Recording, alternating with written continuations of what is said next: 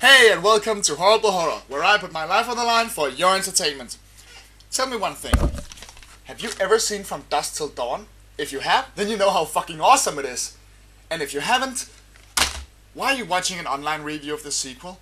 Honestly, I'm just gonna spoil what made the first one so awesome, so you're really ruining it for yourself. You know what? I'm not gonna do the review till you've seen the original movie. I'll wait right here.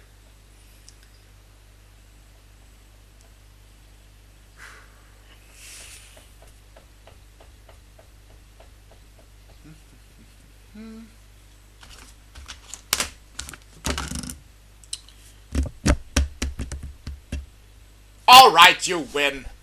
But you know, I warned you. You're gonna get spoiled. From Dusk Till Dawn, made by Robert Rodriguez in 1996, is a great movie. It starts off as a serious road movie about two dangerous criminals, and then suddenly snaps halfway through and becomes a complete and utter 45-minute montage of vampire killing, madness, and awesome mayhem. It's just freaking badass, so of course it needed a sequel. Cut to 3 years later, and Scott Spiegel, the director of the awesome slasher flick Intruder, has agreed to give us more vampire killing awesomeness.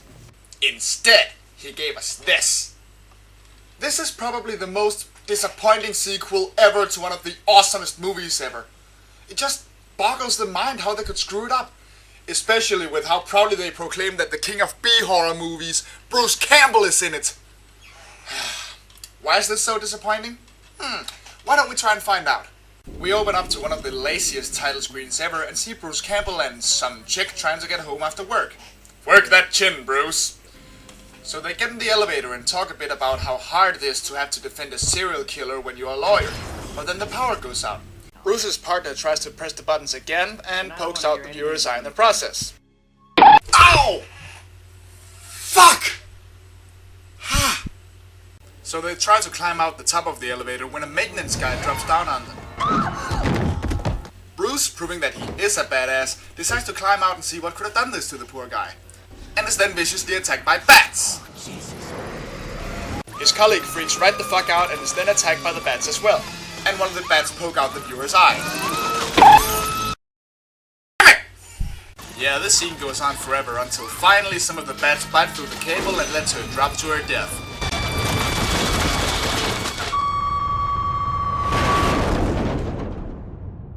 Because when Bruce freaking Campbell dies after being scratched in the face for 5 seconds, of course the random female lawyer is gonna survive for like 2 minutes before suffering a 20 stories fall to her death.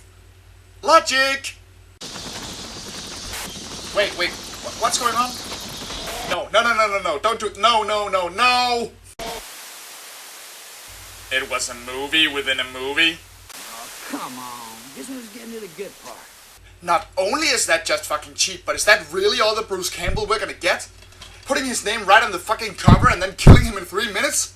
God damn you, movie, you can just suck my boomstick! Yeah, so now we're in this room with a horny guy and his girlfriend, and we learn of an escaped serial killer that was apparently this guy's partner earlier. He is quickly interrupted by Otis, the cop who hauled them both away in the past. He proceeds groping the thug's balls and demanding to know where Luther Hegg is. Luther and me, we ain't as tight as we once was. Ever since I went straight, I don't run in them circles.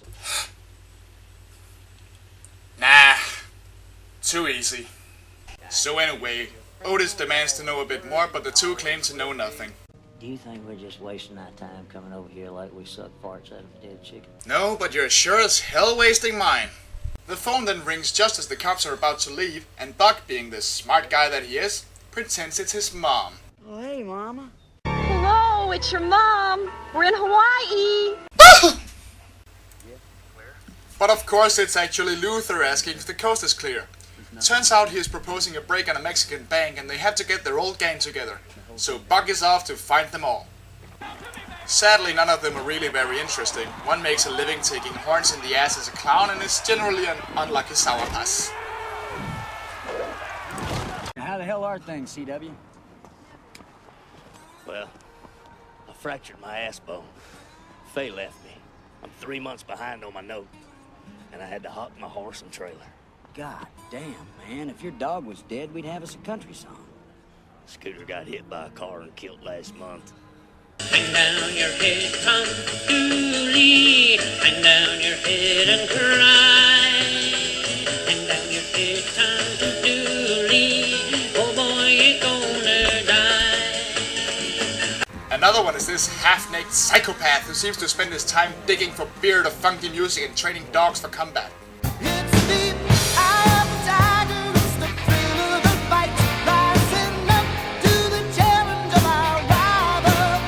Anyway, Buck presents the deal in the most annoying angle ever. Jesus bitches a bit and flashes his knife, and his dog licks out the viewers eye in the process. Ugh! Why does it have to be the eye every time? I'm getting sick of this! Ugh! Next guy is Eshbaal, who is kind of pussy whipped. Not much more to say about him. Finally, we have CW, whose actor I think was just given a post-it note that said gruff, badass cowboy and left it at that. Finally, they leave to meet up with Luther at the El Coyote Motel. Now take a look at this scene. Why does a talk with a receptionist have to be filmed from the ventilator's point of view? Howdy. This happens all the freaking time. Are items in this movie just sentient beings? Am I watching The Brave Little Toaster? They then go to their room to watch some porn and have a deep conversation about movie quality. This movie's very low quality. Don't look that bad to me. This is a story. It's a fuck movie. I don't watch a fuck movie for the story. I watch a fuck movie to see fucking. I got to side with Jesus on this one. I personally appreciate an attempt at telling a story.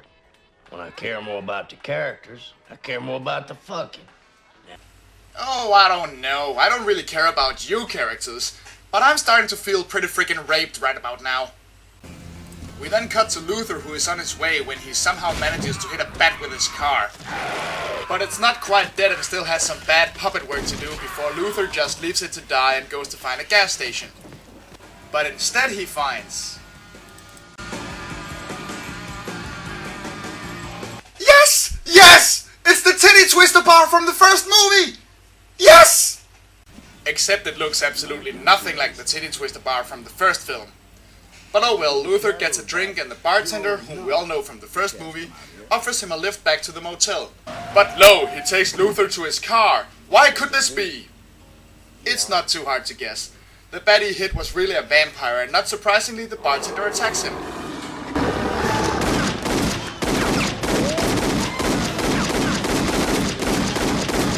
When that doesn't work, he turns into a bat and chases Luther around for a while. They end up in his car and... What is up with the camera angles in this movie? When did this turn into giant Citizen Caputo?